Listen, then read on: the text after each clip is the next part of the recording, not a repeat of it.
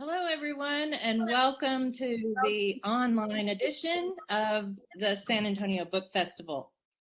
I am Pamela Toman, and I am really happy to be here with our guest, Rob Crosnoe. I am the executive director and co-founder of an organization here in San Antonio called Literacy San Antonio. We are focused on education equity and, in particular, reading instruction in public schools that is based in the science of teaching reading.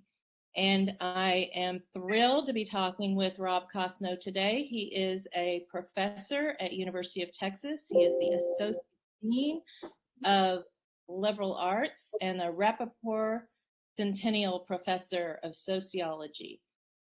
He is a sociologist, a psychologist. He conducts research on child and adolescent development with a focus on educational inequity. We are super excited to talk about his book, The Starting Line, today. This is his 8th book. And Rob, would you like to say a few words about yourself? Yeah, I'll just add to that something, a little bit more personal, which is I always start off at events like this and say, I grew up in Texas, I'm a native Texan, and I was educated in Texas public schools, and not the suburban variety either. And so when I came back here 20 years ago to start my career studying child development and educational inequality, I was really invested in the idea that Texas might be a special place in good ways and bad ways. Within that broad topic. And I also wanted to say something else, which is that what I researched and what I wrote about in this book and what I'm going to talk about today, or what we're going to talk about today, is about very young children going to school. And I don't know if anybody has been in a preschool setting recently or been around young children recently, but it is controlled chaos, and it's very hard to describe that on the page. It takes a writer that's much more narratively skilled than I am. But I use the term magical mayhem because it's mayhem, when you're in a preschool classroom, as you know, but there's something about it that works, and you can feel it working too. And when I get into sociologically technical and get bogged down in statistics and things like that, I force myself to remember that magical mayhem and what it feels like and what it sounds like and what it looks like. And that's what keeps me going. Yeah, I would agree with that. That's a wonderful term. I do want to mention to the audience right before we get into our conversation that if you are inspired to purchase Rob's book, again, or any other books that you have in mind, we want to encourage you to contact the Nowhere Bookshop, which is an independent bookshop here in town. And they, like so many others, have taken a hit here in the pandemic. So please keep them in mind as you think about the books you're interested in purchasing. So, Rob, here we go. I want to start off, I have a couple of notes here that we've talked about previously, by asking you to tell us what this book is about. Well, I'll try and capture this. It's always hard for authors to give, a brief summary of what they're doing. But let me start off by just saying that the context of this book is really the triangulation of three things. First is that early childhood education is now broadly recognized as being an effective tool for helping children from historically disadvantaged groups succeed in the K-12 system and reducing inequalities in learning outcomes in that system. Second, the large and growing Latinx population is widely considered to be a historically disadvantaged group with their own obstacles and challenges in the K-12 system for many reasons, but including the intersection between their higher than average rates of poverty and language barriers between home and school that are more likely to exist in that population than other ones. And then third is that the public pre-K program in Texas has done a fairly significant job of expanding access to early childhood education to large numbers of young children from low-income Latinx families. And now that we've established that access or expanded that access, we have to ask, what is that access getting them? What is it doing for them? And so really the driving questions are, if public pre-K is serving children from low-income Latinx families, how is it serving them? And how can we use those lessons that we learn here in Texas to help figure out what to do in the rest of the country? So to answer those questions, my team and I spent like 2 years in 59 elementary schools, or 59 classrooms, 9 elementary schools with public pre-K programs in a large urban district called Southwest ISD. And I should point out here that that's a pseudonym. It does not refer to the Southwest ISD that's in San Antonio that some of you might be familiar with, so don't get that impression. And we did these observational protocols that are used in national evaluations of preschools, but we also just spent a lot of time talking to scores of teachers and parents. And what we found falls into 4 basic categories. The first one is about how classroom activities and teaching are aligned or not within and across grades. The second is about how we can or cannot, or how we have trouble building family school community partnerships.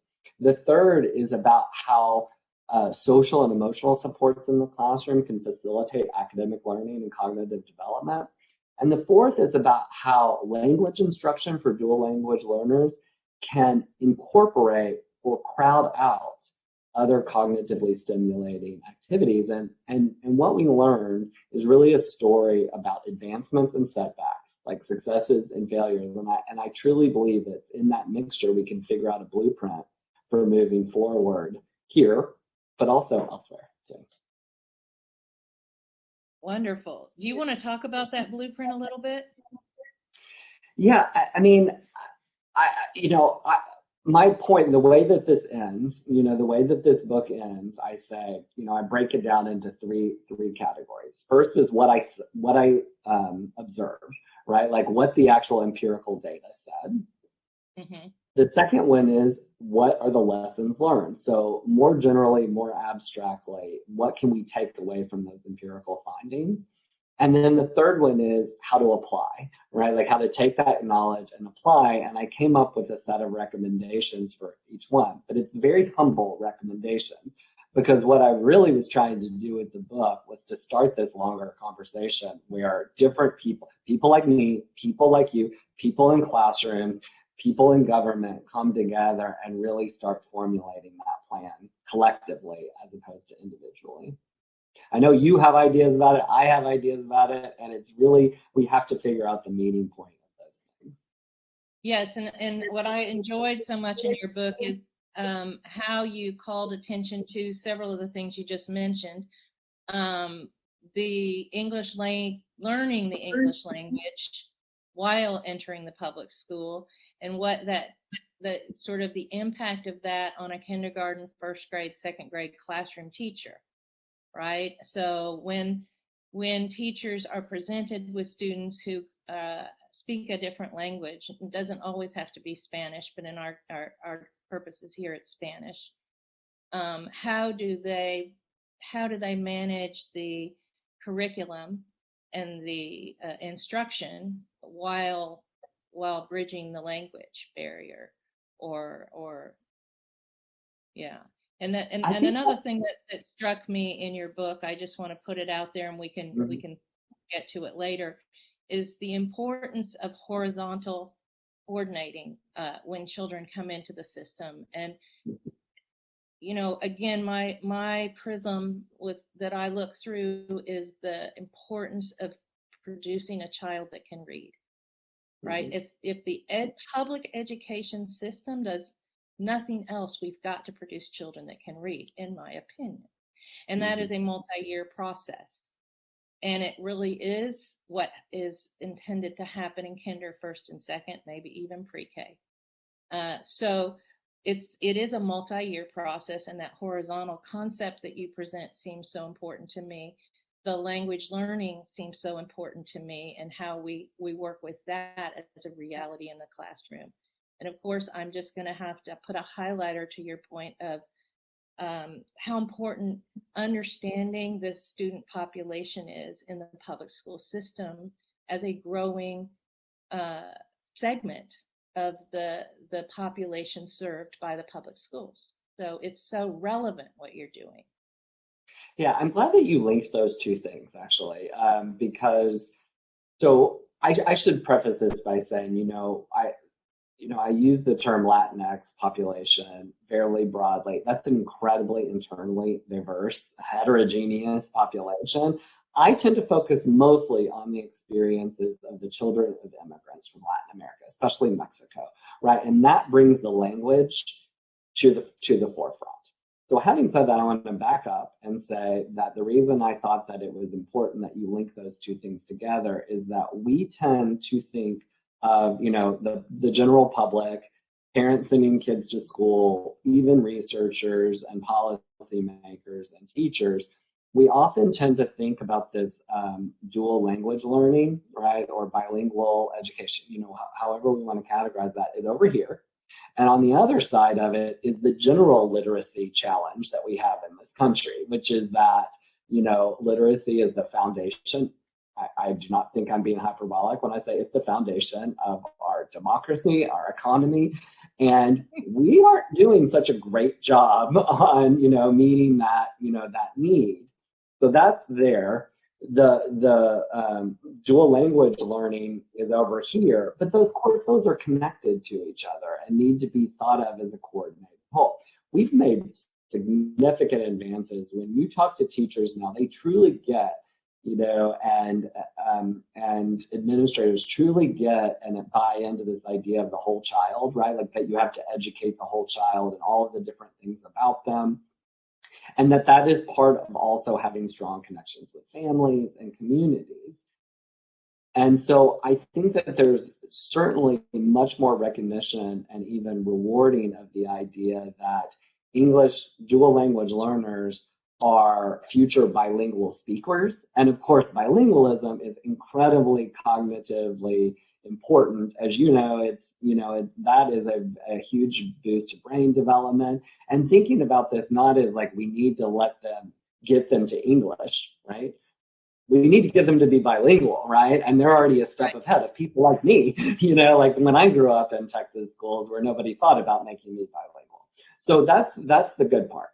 Here's the problem, and this is something that happens throughout the K through 12 system, but I think it's very acute in early childhood education, which is teachers know and they're tasked with and they're evaluated on getting kids up to a level of English language that they can participate in English only instruction in the K through 12 system.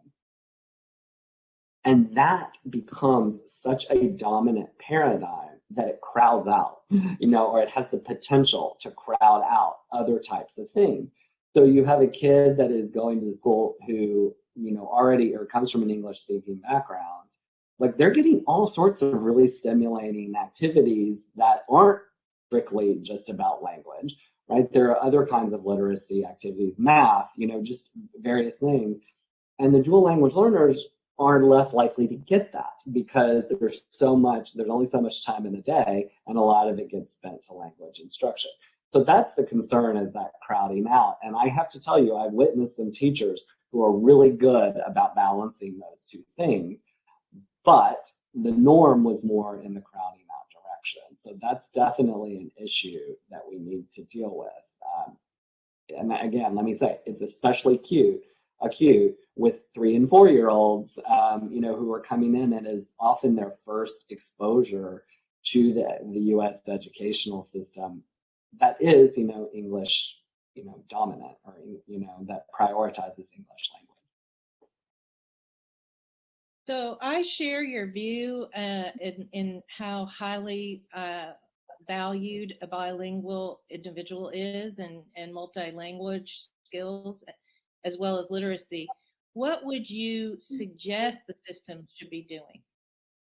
Because I think that you're right, that's what is happening, but what would we do to address that? I mean, so, there's great ideas and then there's execution, and you know sometimes the great ideas fall apart in the execution, or more likely they're variably executed, right? You know that there's some places that are doing it well. We have a very decentralized system, right?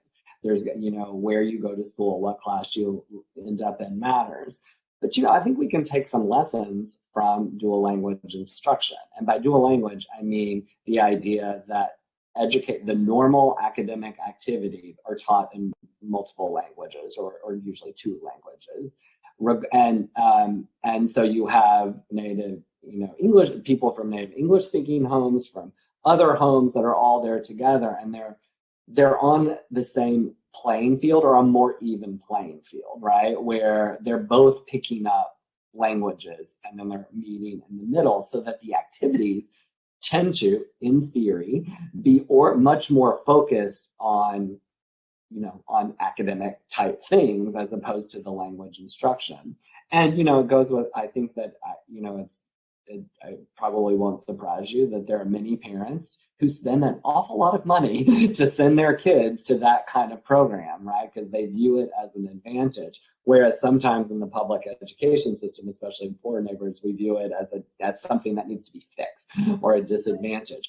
So, you know, some of the classrooms that I observed were dual language instruction things that had this mix of people, and neither language was prioritized. It was just the language of instruction would vary across the day.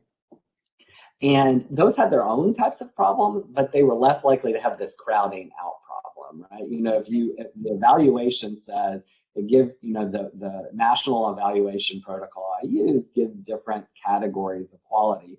One of them is, you know, broadly, I call it cognitive stimulation. It's like the things that you're interested in, you know, about really, you know, back and forth dialogue between teachers and students, right? Getting down to where children are and bringing the literature and the activities down to them, you know, really making them think, asking follow-up questions, that sort of stuff.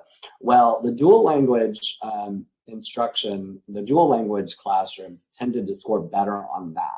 And that's where the classrooms that were strictly, you know, more like what we would think of as English as second language classes, they were lower on that. And that's what I mean when I say that there's a crowding out problem, right? It wasn't because of the skill of the teachers. It was really just how much more things can you do in the day, right? When you have a big task at hand.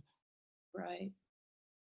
So let me ask you this, Rob, why did you decide to write this book? Well, I'll tell you, you know, I've been studying this general topic of, you know, the educational challenges and resilience of Latinx youth for a long time, but I started out doing it in a different way than what this book is about, in two ways that gradually evolved to the point that I got where I am now.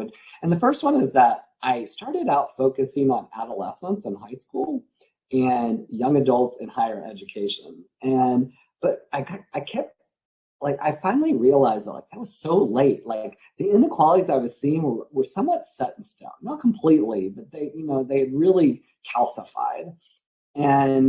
And I thought, well, you know, that we know that younger children are more malleable, right? And these outcomes are more malleable. So maybe I needed to go younger. So I started going younger, and then younger, and then younger. And then finally I'm studying 3 and 4 year olds. And I always joke that my next study is going to be like in utero if I keep doing this. So that's one thing. The second thing is that I was trained as a demographer, you know, and demographers are very focused on the national level or the population level. So it's analyzing national level statistics to try and say, where do we stand as a country or as a state? And, you know, and I really do believe that that's valuable, that those broad strokes are valuable, telling us where the problem is, where we need to act. But I began to crave, like, the human voice, you know, more, and just seeing people, how they operate in their daily lives, in this case, classrooms, in their local settings, right? Like their unique local settings. And so what I felt like I needed to do was this child focused and very locally embedded take on this really important issue. And so you might say, well, okay, I get that, but why Texas? And to that, I always go back to this quote. The audience may or may not know that there's a state demographer of Texas. And the former state demographer of Texas, a man named Stephen Murdoch, who ended up running the census, the US Census, he has this really famous quote, which is that Texas today is the United States tomorrow. And, we look demographically where many other states are going to look in the future, right? What they're going to look like in the future.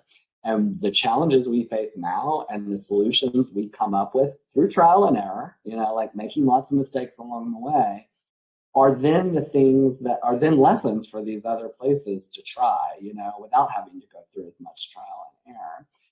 And I think that's really important. We're a bellwether state. Southwest ISD is a bellwether district, and we just got to listen, got to listen to that. And that's really what got me in here and focused on, someone said that this was a narrow topic, but I just don't see it that way. Like, I think, if little kids and their educational careers and how they transition into school is the fountainhead, of our society, I can't think of a topic that is less narrow than this. Absolutely. Yes. And I'm familiar with Steve Murdoch's work and he's done a lot of work with the literacy numbers as well that are quite sobering. Yeah. So thinking about our audience today, and I do want to address the audience and say, please, if you have any questions, to send those in the chat. We would love to hear from you. But thinking about our audience today, who may be, I'm hoping is a wide variety of individuals with a wide variety of backgrounds and perspectives, why should we care about this book?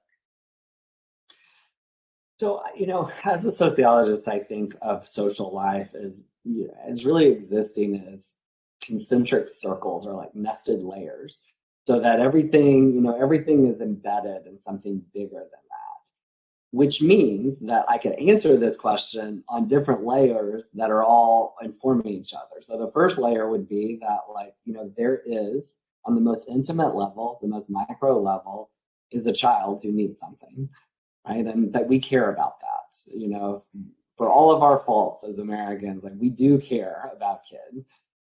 The second one is that child is then nested or situated within a system of transactions among their families and their schools and their communities. And so we really need to care about how that system is working and if it's doing its job and how it's serving the needs of the kid. And then the third thing is that system is then embedded in a larger economy and a populace that demands skilled workers and informed voters. And we know, and I know, and many people in the audience probably know, that early childhood education is a way to get that. It's a way to get to that point. And that's why the starting line matters and people should care about it, even if they don't know a little kid or haven't been around a little kid in a while, even if they haven't been in a school or a preschool in a while. That's why they care, because it's going to affect them. Mm-hmm. Yes. Well, I'm in violent agreement with so much of what you say and do. I want to bring you back, if I can, to a point you made toward the beginning. And I didn't write down your exact words, so maybe you can correct me. But the talking about early education in particular, about a tool for equity and developing a more equitable society. I don't know what the word would be. Equitable outcomes for children. I think I know I have a lot of opinions on that subject, but I wanted you to maybe talk a little bit more about that. And if you want, I will share some of my opinions. But it's so important, I think, that we double click on that. So, there's two parts of that. One is just about education in general and educational equity, and one about and then about how early childhood education links up to that broader discussion. And I was teaching, this is Education Week in my intro to sociology class here at UT, and so I was giving an educational history of the United States. And one of the things I talked about, there's a famous quote by Horace Mann that says the U.S. public education system was created to be the great equalizer of men. Of course, he used the universal he, which is ironic in saying equality. But and then you're like, well, then we have I think it's been a little over 200 years since he said that, and we have 200 years of history to say, well, it hasn't quite we haven't quite been able to use the educational system that way. Yes, it has in some ways, but it hasn't become the great equalizer. And then why is that? Well, it's because let's talk about why it could be the great equalizer. Because we know, we have a public education system that anybody can access, of varying quality, yes, but anyone can access. And we know that how far you go in the educational system is the strongest predictor of earnings. It's also the strongest predictor of how long you live. And, whether you get divorced, like lots of things, your experiences with depression. So it's a real important thing. And if people can get in, that's what the whole idea of American Dream is about. But the system doesn't work towards that goal, because we haven't really created equality of opportunity besides just having compulsory schooling. Because and I know that this school looks this way and this school looks that way.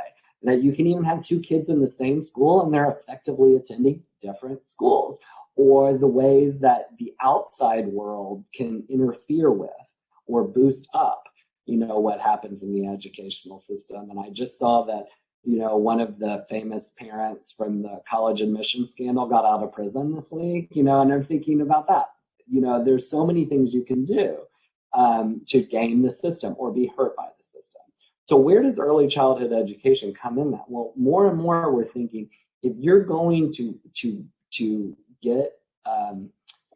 get kids at least starting the system on an even playing field, that's early childhood education is where it really matters. And there's all sorts of econometric evidence, by economists and other people, including a Nobel Prize winner, that shows an intervention into, an educational intervention that focuses on very young children brings greater long-term returns to the investment over the next decade than intervening at any other point in the educational system, right?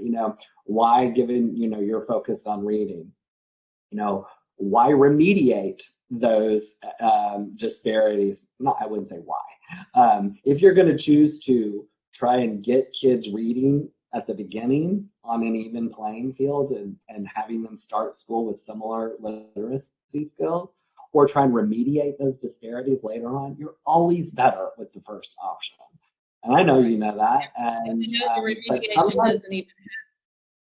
But sometimes, people think of preschool as like finger painting and things like that, which, first of all, I think finger painting is very cognitively stimulating, but you know what I mean? People don't think it's real school. And interestingly, one of the things I wrote about in this book is how, the public pre-K system in Texas has the pre-K in the elementary school. But many of those teachers in the elementary school don't think of the pre-K as like part of the school. And the pre-K teachers don't feel that way either. So we have this idea that it's not real school, but yet all the evidence says that it's the most important part of the educational career. So how do we reconcile all of that culturally? How do we get that out there, that idea? Well, you raised such an important point there that I wrestle with in general is there's so much excellent research and about early childhood education, about reading instruction, and yet there is a huge chasm between what happens in the research world and what happens in the classrooms on the front line of education. And I wonder, just in general, how are we going to, there are other industries where scientific and research advances are constantly happening, just as in education, but that information transfers much more quickly into change in the industry. And I'm seeing that as a real deal here in education. You know, organizations like yours are probably the greatest liaison between the world of, research and the classroom, right? Because let's be honest, people like me aren't always effective translators.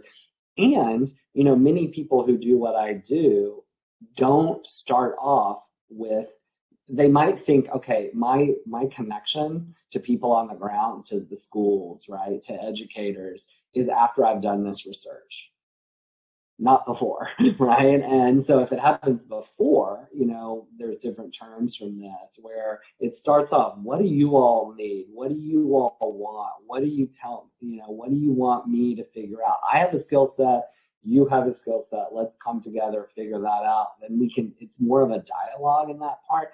And you see increasingly educational researchers are moving in that direction. They're often called research practice partnerships, and more people are interested in facilitating that. But I would say that it's still not the majority of people doing the research who just think, well, I'll do this and then I'll throw it out there for you all to absorb. And it just doesn't work that way. And, I'm here talking to you now and trying to do this, but I also understand that that's not really my strong suit, of being the translator of this. And I need intermediaries, and, to help build those partnerships. And so that's why I think that there's something in between, and that's why the community is so important, part of family school community partnerships and helping make that happen. Well, I'm glad you brought up the community there because that was one key feature in your book. Why don't you talk a little bit about what you studied and learned about community school partnerships and how the importance of those? So one thing is that, anybody involved in education has probably heard family school partnerships, parental involvement in education. It's like you can't, and I have 2 kids too, like you can't go into a school without hearing those ideas or that value. It's part of No Child Left Behind and, Race to the Top legislation.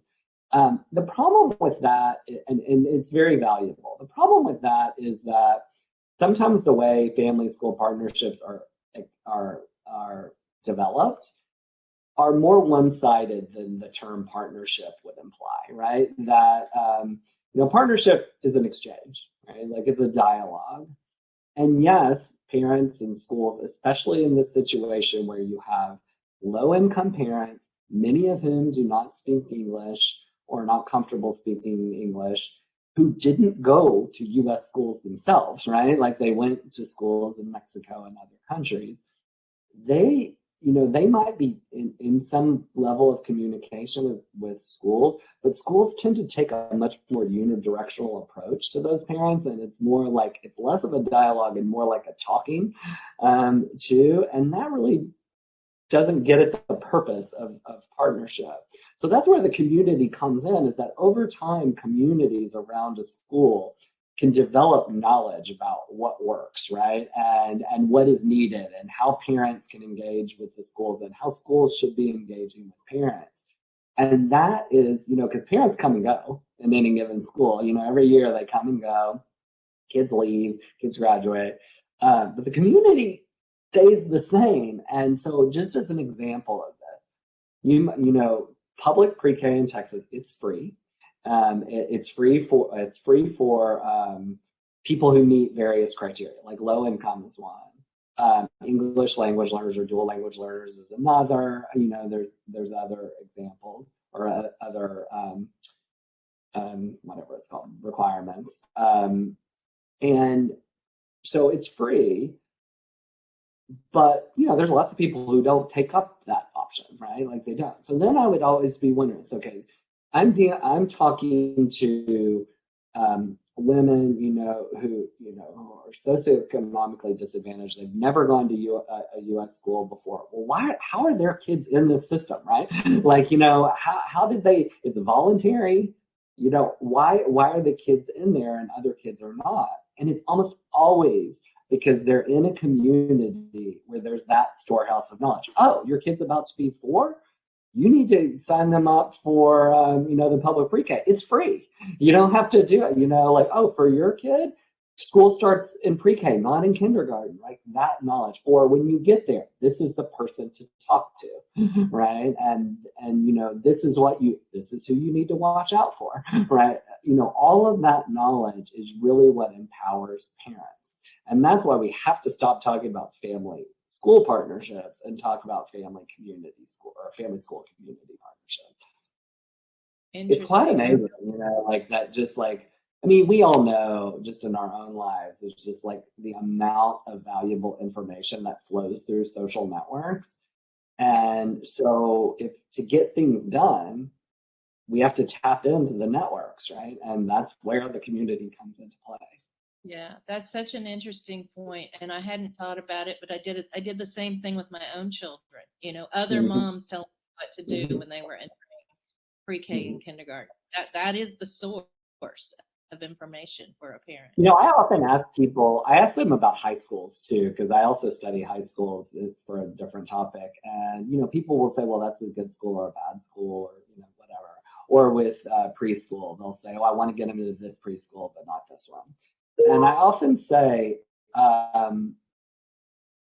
why? Or what's good, right? Like, why did you say that was good?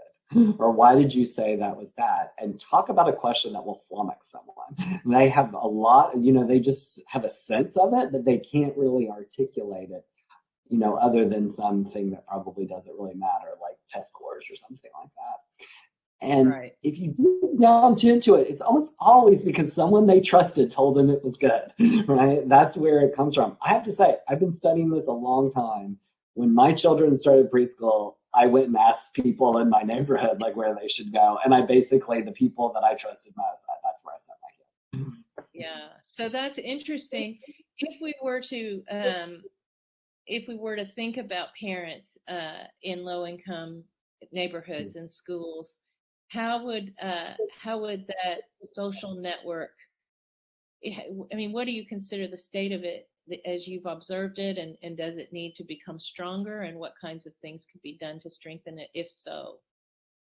So, I'm going to go back to this when we were talking about translators and research practice partnerships. And I was going to say there that there's a woman named Ruth Lopez Turley, who's a sociologist, and she's a professor at Rice.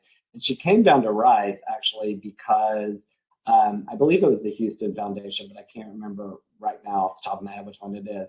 They wanted to create one of these partnerships between the university and the school district. And so there's this partnership that she runs where, she has trained researchers like herself, and the schools, go to her for like when they need things analyzed, and she can give advice about that. So it's that dialogue. And the reason that I bring her up is before she came to Texas, she's actually a native Texan, but she had been in Wisconsin, and she and another person named Adam Gamron created this intervention where they thought that the way to really improve what we're discussing now is simply to create concrete opportunities for parents in the school to get to know each other, right? Like, so that they would form their own networks. And that it's almost like unionizing, if you think about it, like bringing parents together, right? And, and sometimes in just social ways, so that they have really strong connections. And then once they have those strong connections, they start using those connections, right? And they start capitalizing on those. That was the argument. And they did this, experiment where, a randomized control trial. And the reason I'm bringing this up is because it was in San Antonio. It was about 10 years ago when they did this, and they found that it worked. They found that it worked. And I think that that's a really good metaphor for what we're talking about. Creating opportunities for people to build and maintain these networks, and especially diverse networks, because networks really matter when you have people who are bringing in things from different directions. And schools are big, diverse places, and there's a lot of potential for that. I love that. I've made a note of that. Note to self. We have actually just a few minutes left, so we have a question from the audience, and I would like to encourage, if anyone else has questions, to submit them now. Maria asks, do you have recommendations to help early education build a strong literacy foundation? You want to take that one, or do you want me? So I'm actually going to put this to you, because I just want to say that, what I do is try and understand how, like, the social dynamics in classrooms, like the patterns of engagement between parents and teachers, between teachers and kids, and between kids and kids, how that can facilitate or block academic goals. Literacy is an academic goal.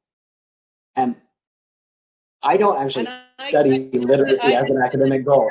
And I know you do, so I'm going to throw that to you.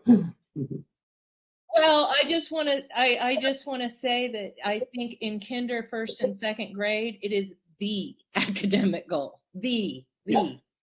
I'm not sure there are a whole lot of other ones that I mean, you can always augment it, but it is the core goal. And so what we know from fine researchers like yourself who study the human brain and how we learn to read is there is a very specific way to teach children successfully to read. And that research has not yet made it into the mainstream public school system. And so we know that up there in Austin, our commissioner has now mandated that kinder, first, second grade, third grade teachers and their principals learn about this research through the Texas Reading Academies. But if you are a public school educator or in the public school system and you want to know more about the Texas Reading Academies, you can always come to our website, sareads.org, and we would be happy to explain a lot more about how important early education literacy skill building is, how explicit and systematic it needs to be, and there's a lot of training that is involved in somewhat retraining of teachers to get that implemented successfully in our system. That's a gap I see, but I also see our government working to close the gap as well as other states across the country. Really critical, because the population, Rob, that you have studied and written so well about is they don't have a lot of back channel access to that kind of instruction if the school system doesn't provide it. You mentioned the brain research and brain development and its critical role in literacy. The thing about brain, like knowledge about the brain or research about the brain, is that people find it very convincing. Like if you link something to brain development, people find that very convincing. But understanding how the brain works is hard, right? And it's this delicate balance between those two things. And I'm wondering, just in what you're seeing about that filtering downward, how good of a job are we doing about, not just saying that the brain's important, but actually explaining in an accessible way, accessible to me, accessible to you, accessible to other people, how it actually works. Are you satisfied with that? Or? You mean who's we? Who's the we? I'm saying you. Me personally?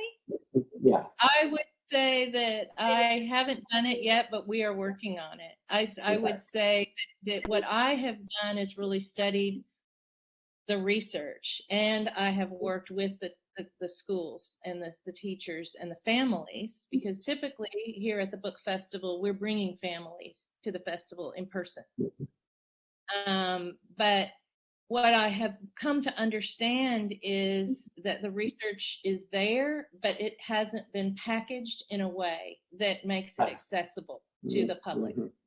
And so that is if you want to know what I'll be working on this summer and my team is working on, is how to help teachers understand that aspect of it, because it is the why. It is the why to change the way we teach reading. If we understand the complexity of the brain and the neural pathways that must be developed explicitly. We did not evolve to magically look at images on print and convert that to something that we understand as a reading. Our brains did evolve to learn to speak through immersion, and we evolved to learn to walk naturally, but we did not evolve to learn to read naturally. And so we have to be very intentional about how we work with children who are learning to read. And that's a skill, and it's very technical. And this is where alignment, which you mentioned earlier, comes into play. It's not just kindergarten teachers or preschool teachers getting together and figuring out a way to teach. It's also making sure that what you're doing builds on what happened before and then adds to what happened and is the foundation of what happens next. And that seems easier said than done, right? Building Yes, that kind of alignment. Yes, and that is one of the things that resonated so much with me in your book is if teachers understood how what they were doing were preparing the child for the next grade and the next grade and the next grade, and how that all links together, that would be very powerful for the child's outcome, and I think for the school system. I think we're getting out of time. Thank you all very much for coming. Thank you, Rob, for being here. Don't forget to go to the Nowhere bookstore if you want to purchase Rob's book, The Starting Line. Thank you all so much. Thank you so much.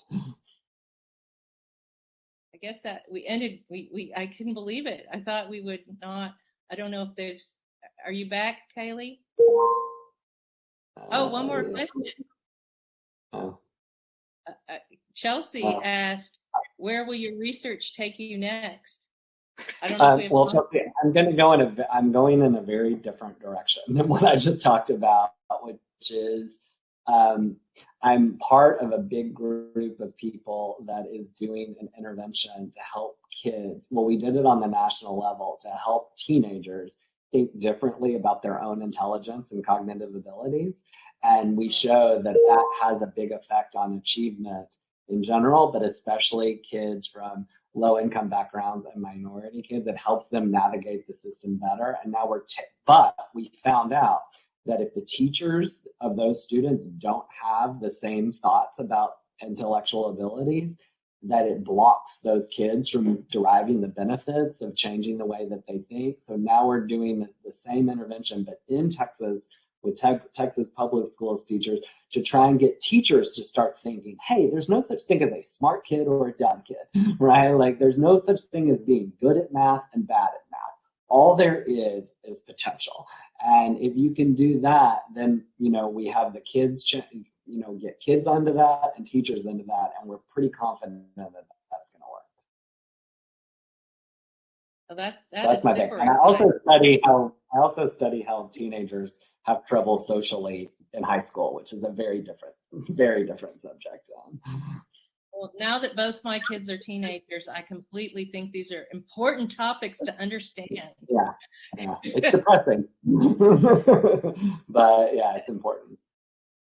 Okay, well, thank you again, Rob, and we will be signing off now. Thank you, everyone, for coming. Have a great time at the festival. Bye-bye.